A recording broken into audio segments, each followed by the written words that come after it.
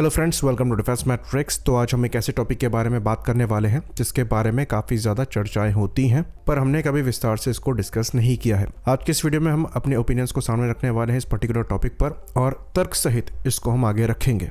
तो ये चीज़ हम जानते हैं कि नेवी के लिए TDBF प्रोग्राम चलाया जा रहा है, जो कि अल्टीमेटली MiG-29K फाइटर्स को इंडियन नेवी की सर्विस से रिप्लेस करेगा। और ये एक ट्विन इंजन एयरक्राफ्ट होगा जो कि डिज़ाइन में रफाल के काफ़ी क्लोज होगा, पर कैपेबिलिटी में सुपीरियर होगा। ये एक twin engine deck based fighter है, जैसा कि इसका नाम सजेस्ट करता है, और ये अपने एडवांस फीचर्स तेजस मार्क 2 और AMC जैसे प्रोजेक्ट से बोरो करेगा। तो जो आर्ग्यूमेंट आता है वो ये आता है कि जैसे रफाल को एज अ नेवल एयरक्राफ्ट बनाया गया था, पर फिर उसका एयरफोर्स वेरिएंट बनाया गया जो कि अब इस्तेमाल होता है और काफ़ी सक्सेसफुल भी है, वैसे ही TDBF के साथ भी करना चाहिए। तो एयरफोर्स को भी इस प्रोग्राम में इन्वेस्ट करना चाहिए। तो इस प्रोजेक्ट से एयरफोर्स का भी फायदा हो सकता है और एक better twin engine fighter air force को भी मिल सकता है।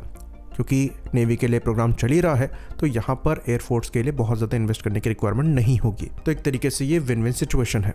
पर्सनली हम इस व्यू से डिफर करते हैं। ये चीज़ हमें समझनी पड़ेगी कि नेवी की जो रिक्वायरमेंट है ये एयरफोर्स के रिक्वायरमेंट से डिफरेंट है। ये चीज़ हमने तेजस के प्रोग्राम में देखी कि LC-30 एयरफोर्स के लिए डेवलप किया गया था, फिर उसका नेवल वेरिएंट बनाया गया जो कि नेवी के लिए मॉडिफाई किया गया। काफ़ी डिफर भी करता था एयरफोर्स वेरिएंट से, पर नेवी इसकी परफॉर्मेंस से सेटिस्फाइड नहीं हुई। अल्टीमेटली नेवी ने कहा कि हमें एक ट्विन इंजन एयरक्राफ्ट चाहिए, और इसलिए TDBF का प्रोग्राम जो है ये सामने आया।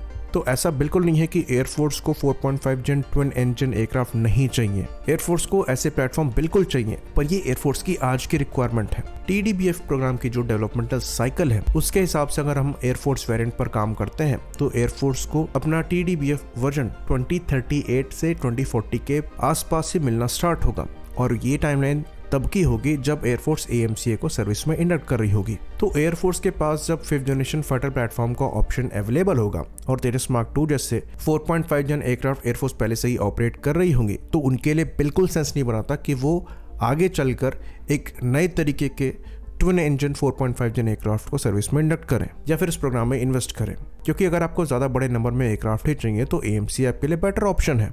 आप उससे ज़्यादा प्रोड्यूस करके फर्दर ऑर्डर करेंगे। बाकी एयरफोर्स के लिए सिंगल इंजन एयरक्राफ्ट या फिर ट्विन इंजन एयरक्राफ्ट बहुत बड़ा डिफरेंशिएटर नहीं है।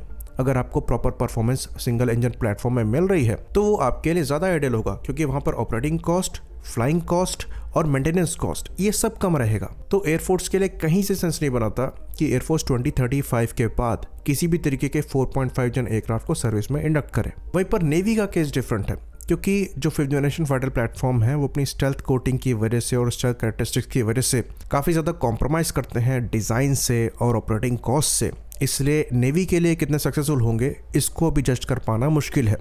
US नेवी जैसा कि हम जानते हैं F-35C की परफॉर्मेंस से बहुत ज़्यादा खुश नहीं है। तो एक लोअर RCS वाला 4.5 जेन रगेड एयरक्राफ्ट नेवी के लिए ज़्यादा आइडियल है, स्पेशली अगर हम स्की जंप एयरक्राफ्ट कैरियर्स को ऑपरेट कर रहे हैं। ऑल्दो चाइना द्वारा J-35 के नेवल वर्जन्स को इस्तेमाल किया जाएगा, पर ये मोस्टली इनके नए कैटोबार एयरक्राफ्ट कैरियर से ही ऑपरेट होंगे। तो फ्यूचर जैसे कि हमने बताया ये मैन्ड अनमैन्ड टीमिंग सिस्टम है, और एक टाइम पीरियड के बाद अगर आप मैन्ड एयरक्राफ्ट पर, वो भी आज की जनरेशन के मैन्ड एयरक्राफ्ट पर पैसा स्पेंड कर रहे हैं तो वो सेंस नहीं बनाएगा एयरफोर्स के लिए खासकर, क्योंकि नेवी के केस में ऑपरेशनल रिस्ट्रिक्शंस होती हैं, एयरफोर्स के केस में ऐसा नहीं है। नेवी को भी अनमैन्ड सिस्टम पर काफ़ी ज़्यादा फोकस करना पड़ेगा और नेवी वहाँ पर फोकस कर भी रही है, पर एयरफोर्स का केस डिफरेंट है। और इसीलिए तेजस मार्क 2 के बाद इंडियन एयरफोर्स का किसी भी तरीके के 4.5 जेन एयरक्राफ्ट को सर्विस में इंडक्ट करना सेंस नहीं बनाता है। फर्दर अगर आपको 4.5 जेन एयरक्राफ्ट ऑपरेट ही करना है तो आप तेजस मार्क 2 में ही एडवांस एवियोनिक्स को ऐड करके उसी का एडवांस वर्जन बना सकते हैं।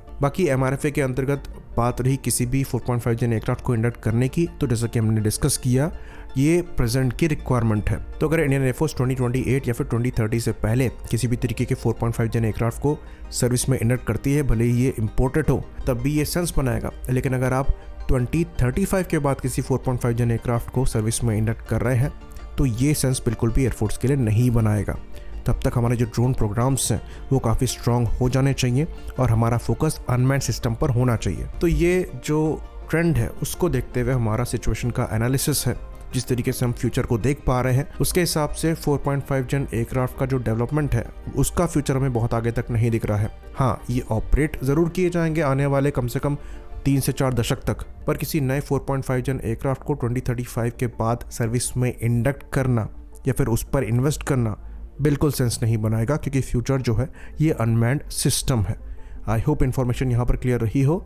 इसी बात पर इस वीडियो को हम ख़त्म करेंगे। लाइक करिए, सब्सक्राइब करिए। जय हिंद।